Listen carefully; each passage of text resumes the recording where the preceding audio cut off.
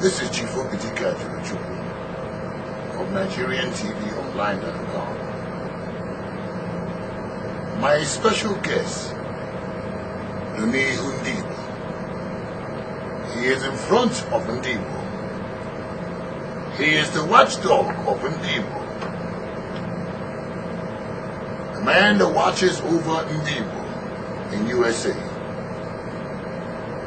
Among other people, one of the key people.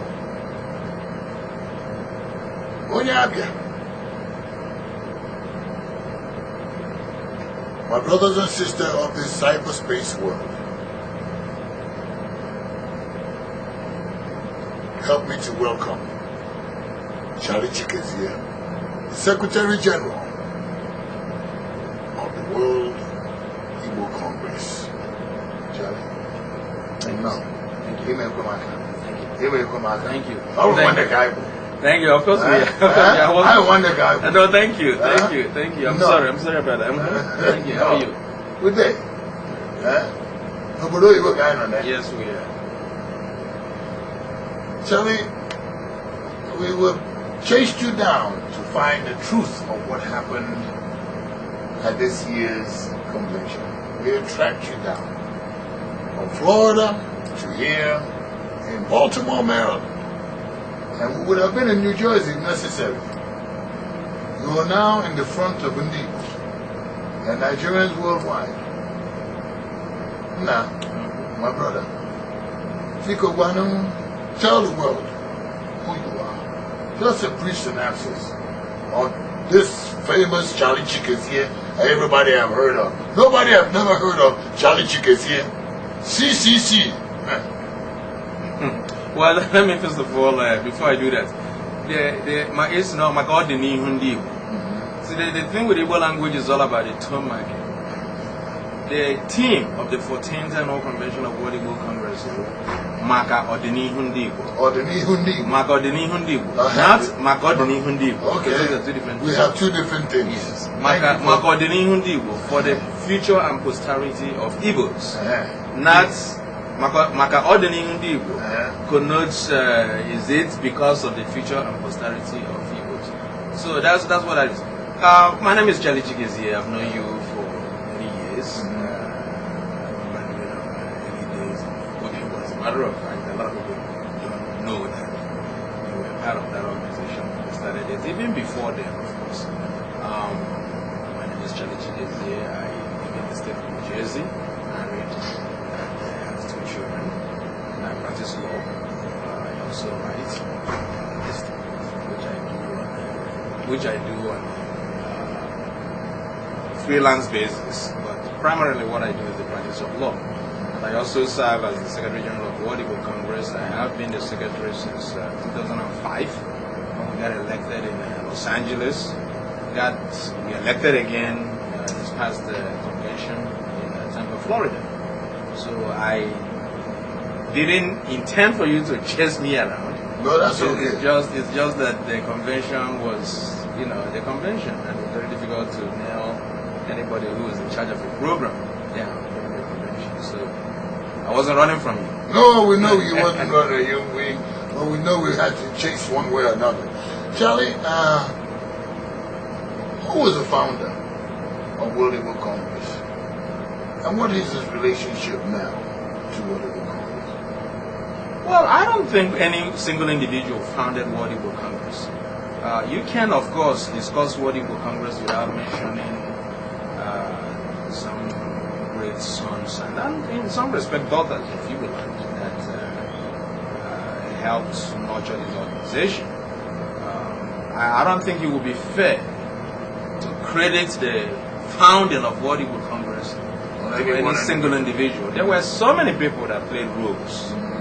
Somebody, of course, may very well have dreamt up the idea, but to aggregate that idea and actualize it took a collaboration of a couple of individuals.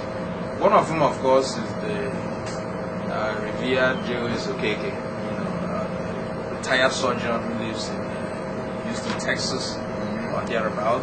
There are other men like Dr. Lucius Akuchie, men like Chikezie, who was the first president of Igbo USA, which is our own version of Igbo umbrella organization in New Jersey during the founding days of World Igbo Congress. As a matter of fact, during the time they drafted the Constitution, they patterned it after Igbo USA Constitution. And that was why the chairwoman of the Constitution Drafting Committee during that founding period was Miss Esther Hen, who was a former president of Igbo USA in New Jersey. Right. There were people like Ken Okori, Attorney Ken Okori, who was the first Secretary General of World Igbo Congress. There are people like Nwachukwu Anakwenze, as a matter of fact, who is now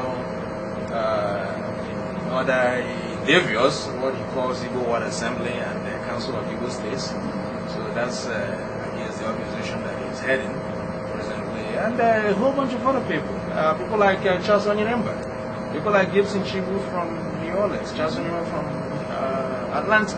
Right. And of course, I can't, if I begin to sit here to exhaust the names, we probably wouldn't. We'll be here long. Yes, so there were so many people that contributed to the founding of World Igbo Congress. But some of these names that I've mentioned were at the forefront. There is some assertion on J.O.S. Okeke, which we've been told was single-handedly the one person that discovered World Igbo Congress. Is there any truth to that? Well, you know, I know you just said that there was a lot of hands, and I agree with you, I concur, but is there any truth to that? He was single-handedly discovered, dreamt up, and... I can't answer that question. I can't say that he didn't single-handedly found it because I wasn't there when they founded it. Right. That much I can tell you. But I can also tell you that a man like Dr. Lucius Akuchie has also, in times too numerous to mention, claimed that he is World Igbo Congress. That he single-handedly founded it. That's why. So when these claims are coming multilaterally from different individuals, it then becomes a question of who actually single-handedly founded it. But I don't even know what the relevance of that question is. The issue, as far as I'm concerned, is that this man did indeed a great deed by nurturing, cultivating, and harnessing this organization. You will see the reason for that question as this interview unfolds. Charlie, how would you now describe World Igbo Congress after this whirlwind of events that just took place in Tampa, Florida? Would you still consider it that there is just one World Igbo Congress? Or now the rumor that is being spread around too? There is one unified World Igbo Congress, as strong as ever. There is no, I mean, look, people wake up in the morning and decide which direction they want to go. You can't have anything to do with that. You worry about the direction that you go. Those of us that are in World Igbo Congress, I mean, it's naive to pretend that there are not issues that we are grappling with, but those issues, by no stretch of the imagination, rise to the level of anybody to even infer that there are two World Igbo Congress. Well, I certainly seem well, personally, I will keep my own personal opinion. You guys know how I am. I will indeed keep it personal, my own. Welcome back, Charlie. Thank you, sir. From what we understand, there are 29 registered affiliates, 20 financially qualified to vote, and 9 affiliates that are disqualified for non-compliance. Is that close? Well, I don't think it's 29 registered affiliates. I mean, we talk, there are affiliates in Norway, there are affiliates in San Antonio, there is one in Savannah, Georgia, I mean, there is one in London. These affiliates have not been active for more than 10 years, some of them. So we carry them in the books. We don't consider them active affiliates. So when you talk about the active affiliates of World Igbo Congress, the ones that have been answering roll calls, participating in meetings, in some capacity or the other, we have about 26 affiliates. Out of that 26 affiliates, none of them when you say disqualified for non-compliance, the only reason why they were disqualified in the last election was that they were not financially up to date. Okay. So when we say non-compliance, I mean, it's very important to state precisely what the compliance requirement was. It's not like anybody disqualified anybody for any other reason.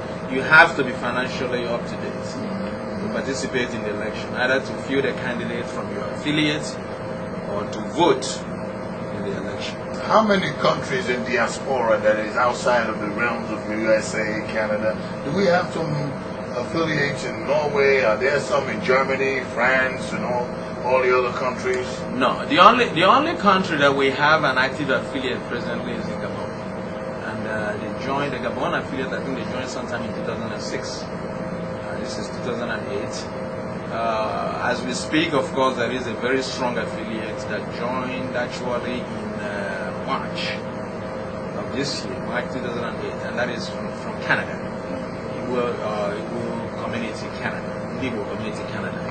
So that is, as a matter of fact, I think that is the most recent affiliate of Igbo Congress. Charlie, when most people woke up on a week or 2 weeks or 3 weeks or 4 weeks ago, anticipating going to World Igbo Congress, they were just trying to go from what one individual told me. I was just going to World Igbo Congress as I knew it, he has done in Boston, in LA, in other places. He did not anticipate this charade of events to take place. Did you guys know this was getting ready to happen? Well, we can't say that we didn't know we had issues. The thing is that I would be surprised. I mean, I would be lying if I tell you that I anticipated events to play out the way they did. There were, of course, I still believed that whatever issues we were dealing with was going to be tidied up. I did not expect, I mean, of course, I'm sure you will explore exactly what it is that you call a charade of events. But I must tell you that I did not anticipate that things would play out the way they did in some respects. That is not to say that we did not accomplish the agenda items that we had on the program. So, in some way, could you give us, the audience, give us an idea of what really happened? What happened? And from the perspective of a substantial number of affiliates moving to another hotel and some others staying at the Hyatt, the registration process, who registered for the hotel. Give us a synopsis of what a bird's eye view from your position as secretary. What happened? What happened? A couple of things happened. First of all, the convention took about a year to plan and execute. More than 2 years ago, our affiliate, World Igbo Congress local affiliate in Tampa, that is the Igbo Association of Tampa Bay, bidded for World Igbo Congress Convention, and the board approved them to host the convention in 2008.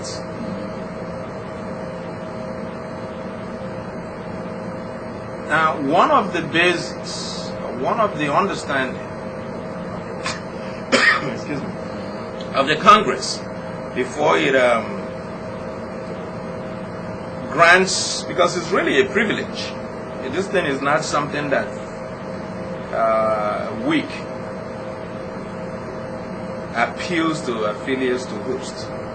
It is a privilege. Most affiliates bid for the convention, and sometimes the World Igbo Congress doesn't even consider them qualified or adequately ready enough to host it. So when our brothers and sisters from Tampa bidded for this convention, and they made a presentation and told us how ready they were to host Igbo in 2008, the board looked at the presentations they made and believed that they were going to be able to host the convention.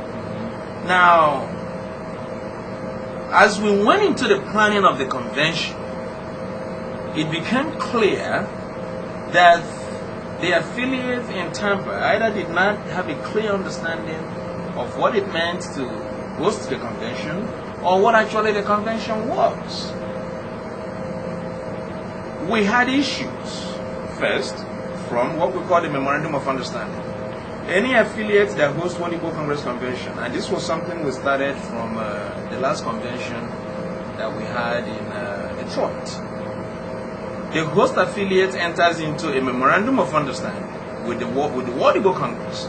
And the Memorandum of Understanding basically says that this is the relationship between you as a host affiliate and World Igbo Congress as the principal. This is World Igbo Congress Convention.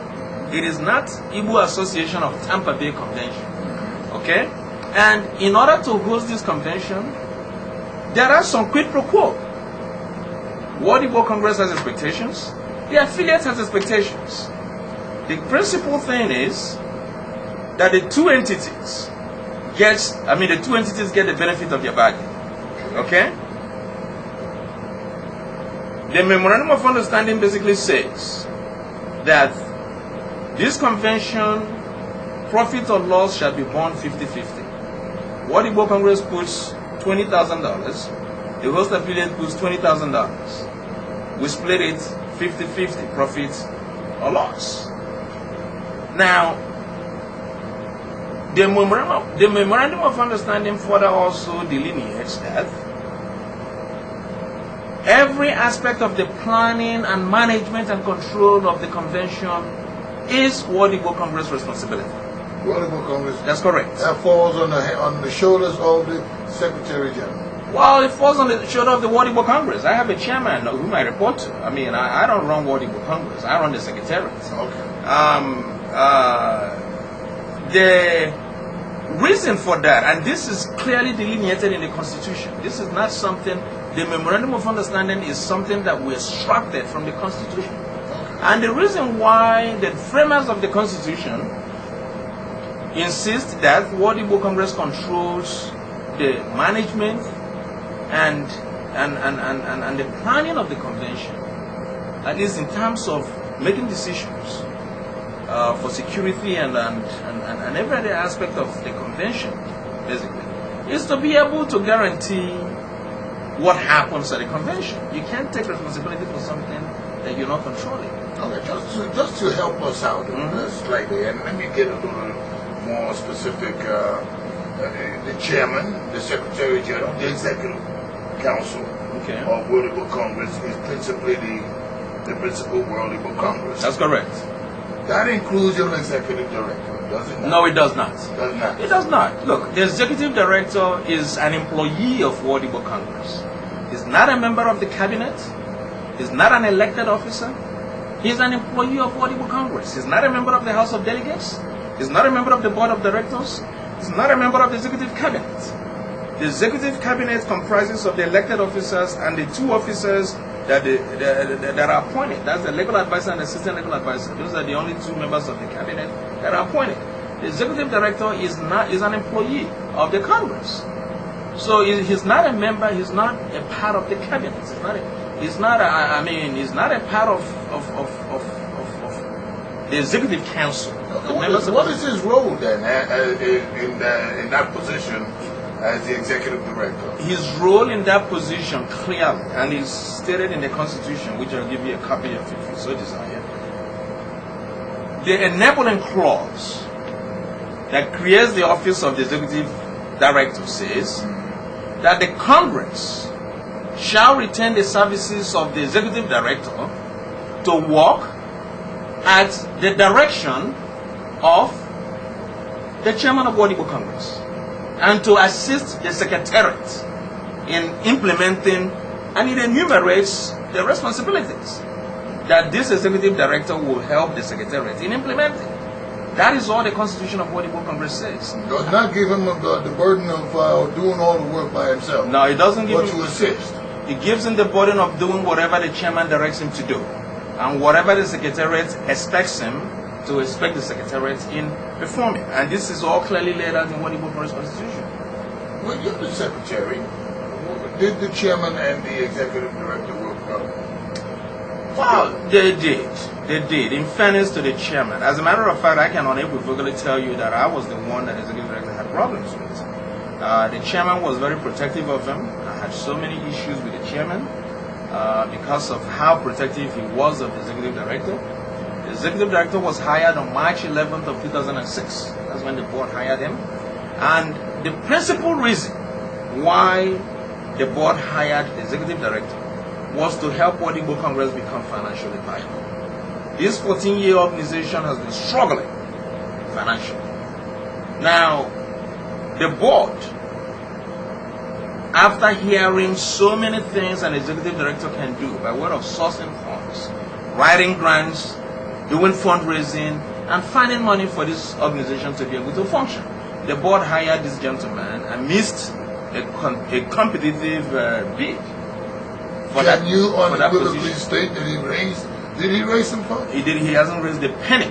He has not written one single grant because I haven't seen any. As far as I know, and you would see it. Of course, we have to sign off on these grants. He hasn't submitted one grant, and that was the problem I was having with him, because I sent him a memo on 3 occasions, trying to remind him the reason why he was hired. Okay? Now, when I would send him this memo, trying to steer him, because he got so immersed in the everyday politics of Igbo Congress. And I try to tell him that this is not the reason why you were hired. You were hired to help this organization become efficient, to help this organization raise money. Okay? You can't continue in this squabbling, and some of these other areas that you are venturing into are distracting you. Why don't you focus yourself and try to write one single grant? And if you're having difficulty writing this thing, you can let us know so that we can find you assistance. Because we know there are people in Igbo Congress like Professor A.D.W. Ajuluchuku who have written grants. There is a gentleman from the Monroe affiliate, Professor Benedict Mokolo, whom I believe also has written grants. So, the whole idea was to try to find out exactly where this gentleman was deficient, so that we can try to find him meaningful assistance. I mean, if somebody doesn't tell you where he has problems, how can you help him? So, but instead of being upfront and saying, yeah, this is what my problem is, he of course turned against me. The chairman protected him until the chairman couldn't protect him anymore. Now he's been writing all kinds of nonsense against the chairman of Igbo Congress, which I'm sure you may have read 1 or 2 of them. I've read some. Thank you. Talk to me and talk to all of us the truth, if you will, about the registration of World Igbo Congress. What we have heard is that somehow the registration expired, and somebody else picked up on the expired registration and went and re-registered it under a different name. Could you elaborate some on that? Well, look, World Igbo Congress was initially registered in 1994 by JOS Okeke as a registered agent. There are 2 components of World Igbo Congress. There is World Igbo Congress Inc. and World Igbo Congress Foundation. Okay. The World Igbo Congress Foundation is the non-profit, the tax-exempt arm of World Igbo Congress, which is what we use in our fundraising. And there is, of course, as I said, the World Igbo Congress Inc. Now, both organizations were registered in 1994 or on or about 1994. Now, JOS Okeke has remained the registered agent of these entities. When our administration came in, the first administration of this executive came in 2005, we didn't think it was necessary to change the registered agent of World Igbo Congress, especially not when a man like Chikezie is occupying such a position. As a matter of fact, we felt privileged that we had such a man as a registered agent. And as an agent for process of service, which is really what agent is. I mean, as an attorney, I register corporations, profit and non-profit. And some of them are even serve as a registered agent. And I tell people that the registered agent is nothing but the mailbox, etc. You get the mail, you send it to whomever appropriately owns it. That's all you really do. You know, it's just that the Secretary of State's office needs somebody to get in touch with if they want to send a notice regarding the corporate entity. So specifically his address was being used Absolutely. for all correspondences Yes. to World Igbo Congress, Yes. not only in this administration, but in the past two In Austin administrations. Egwon's administration, in Dr. Kalu Diogo's administration, Austin Egwon's administration and Dr. Kalu Diogo's administration, they used his address. And when we came in, up until sometime early this year, it worked well. He will get these mails and he will package them and send them to me. And what I will do is, of course, and I will open these mails.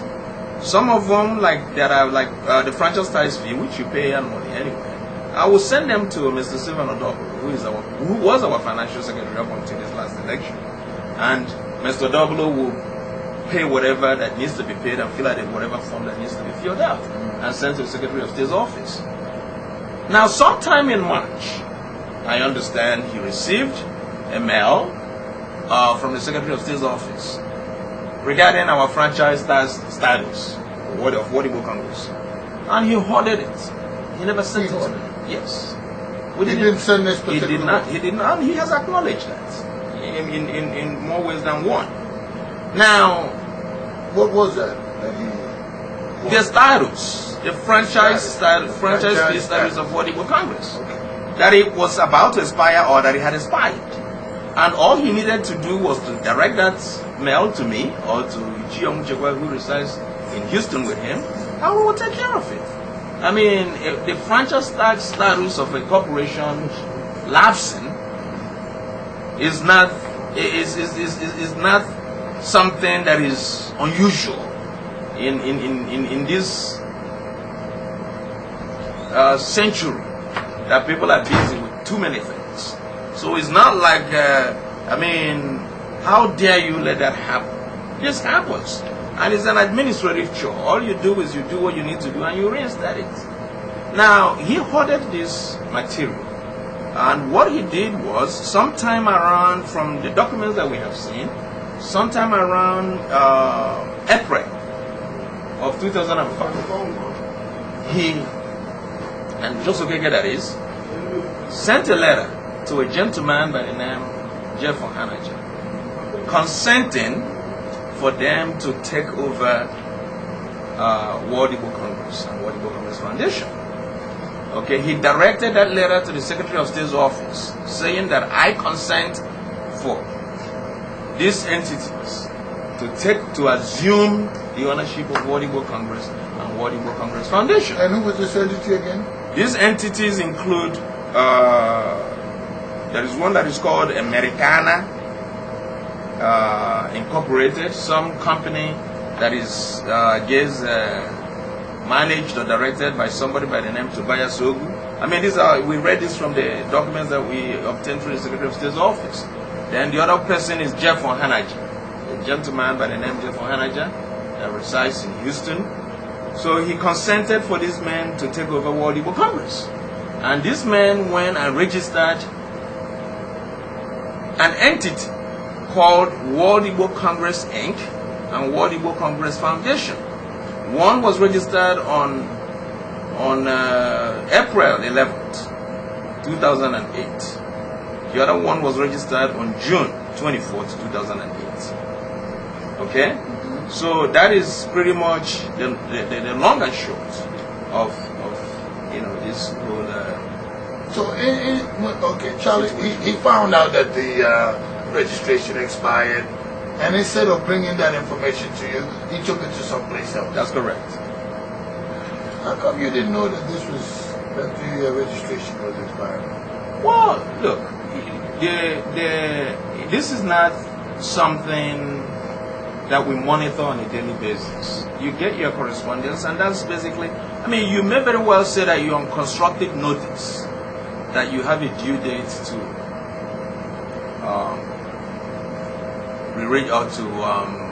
pay a franchise tax fee. But this is not one of this. I mean, as I said, this is not one of those critical deadlines. It's not like you're talking about a statute of limitation running on you. And if it runs, you are foreclosed from doing anything forever. That's not what we're talking about here.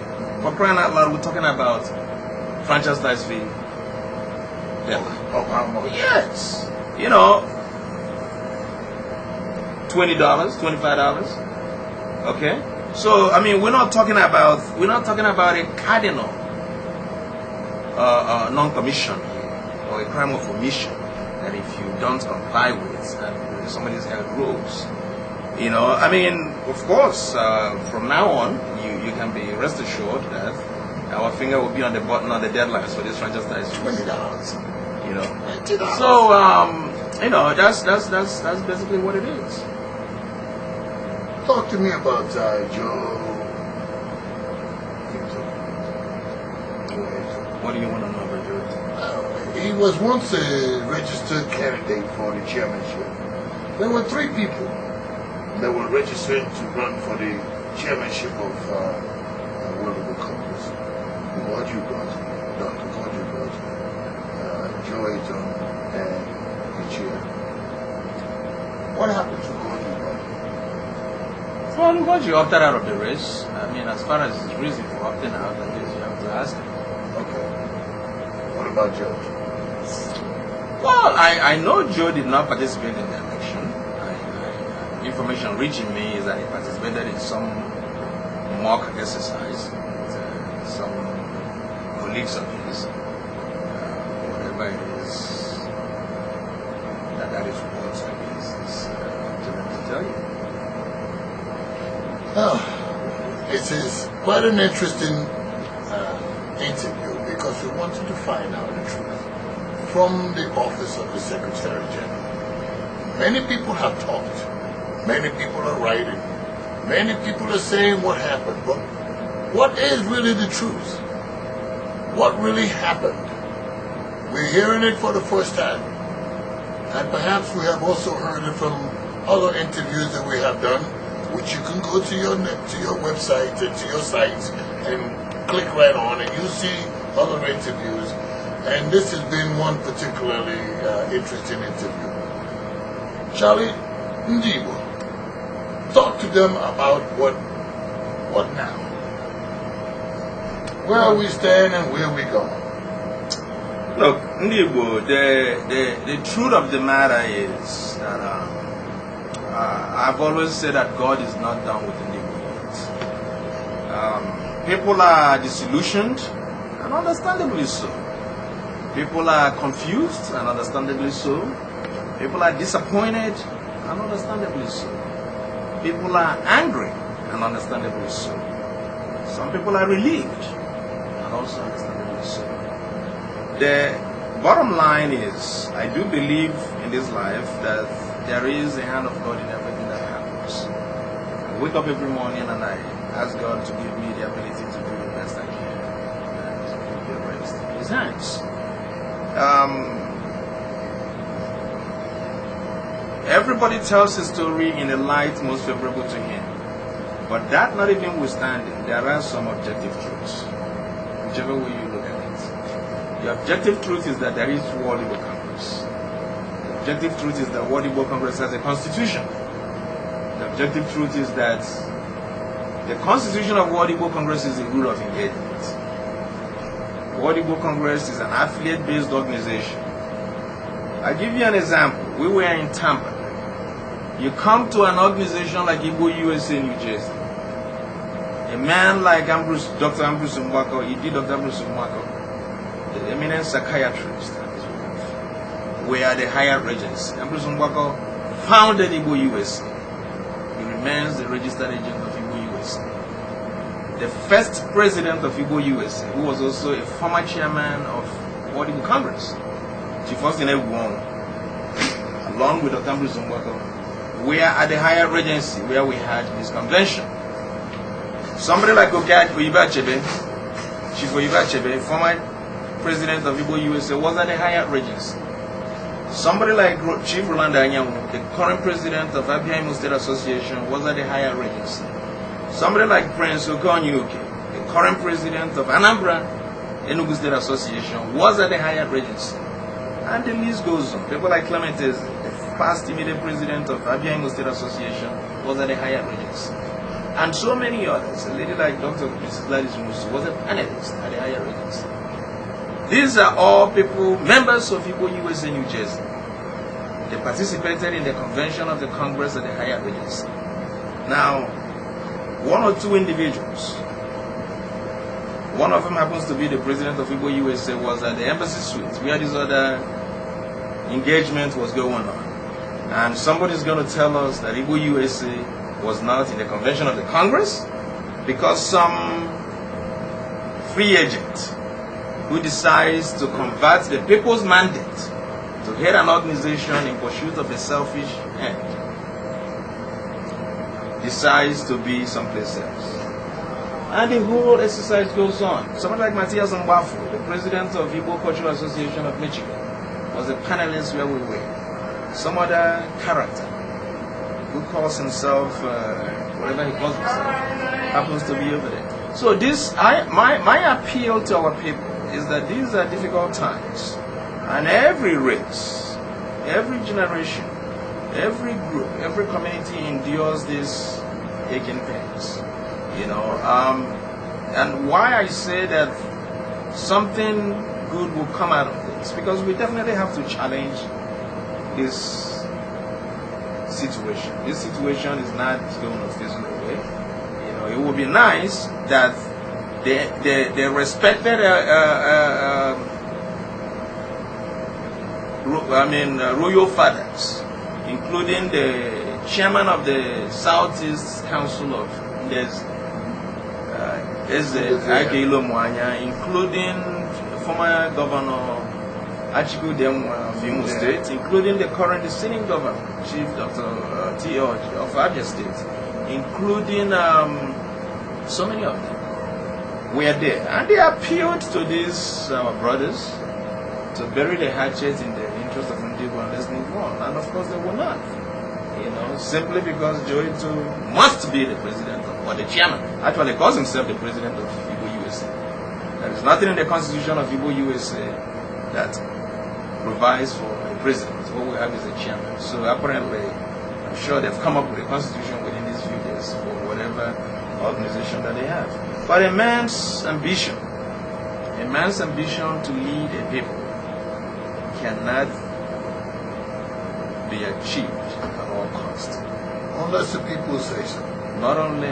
Even if it has to destroy the people that he wants or that he aspires to lead. In a nutshell, Charlie. Yes. Is that what happened? That is simply what happened. Jointo could not have won the chairmanship of World Igbo Congress. He did not have the numbers. Most of the people that suppose, and that is why I called it a mock exercise, whatever it is that they engaged in. There was no constitutional basis for it. It's like one of those things that happens in a funny fun. Okay, there was no constitutional basis for it. World Igbo Congress Constitution clearly says that in order for you as an affiliate to participate in World Igbo Congress Convention, you have to be financially up to date. The gentleman that ran for as his vice, his affiliate was not financially eligible to vote or be voted for. Which I got more from Nejindigo of Cincinnati. His affiliate did not pay. The financial secretary certified this list. If you look at it, it says it right there. Not qualified to vote. Nejindigo of Cincinnati. Okay? The other gentleman from Igbo Cultural Association of Michigan, Cyril Wang, who also I understand voted over it, that affiliate did not pay. They were not financially eligible to participate in the election. People, like there is a lady in Washington D.C. here that belongs to 189, but some lady by the name of Ms. Bishan Suru, I understand voted. Ms. Bishan Suru she's neither a delegate, neither a board member. In order for you to vote in World Igbo Congress election, you have to be a board member or a delegate. So this man, for all practical intents and purposes, may very well have gotten people from Obidike Market to come and vote for him. Is that how you become the president or the chairman of World Igbo Congress? You know, I mean, what standard are we setting? You know, Jointo's mantra is accountability. he will be the first person to tell you that Igbo has to be, Igbo have to begin to sanction people who subvert the Igbo cause. And I've once asked him, why shouldn't you subject yourself to being sanctioned for some of the things that you do in this community? So what I really think the community has to do is to hold everybody accountable, including myself. Hold everybody accountable.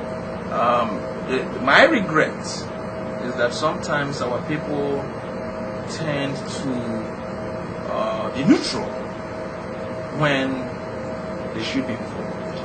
And I always remember Dante when he said that the hottest places in hell are reserved for men and women who in times of great moral crisis maintain their neutrality. I am more disturbed by those who see these aberrations and remain neutral than the active characters who engineer these processes. Because those at least I know where they're coming from and how to contend them. But when you see a sizable chunk of the community in the face of these aberrations, these things that are just basically nothing but obvious distraction that are geared in sending the Igbo clock back, and people just look the other way. It really frightens me. So from your perspective, WIC Congress is fine? WIC Congress is as fine as it can be. And I tell you what has started to happen. Some of the affiliates of WIC Congress, where these people went and aligned and participated with Joeto, they are beginning to bubble. They are beginning to ask questions. Because WIC Congress, as I told you, is an affiliate-based organization. They send these delegates and board members to go and represent them.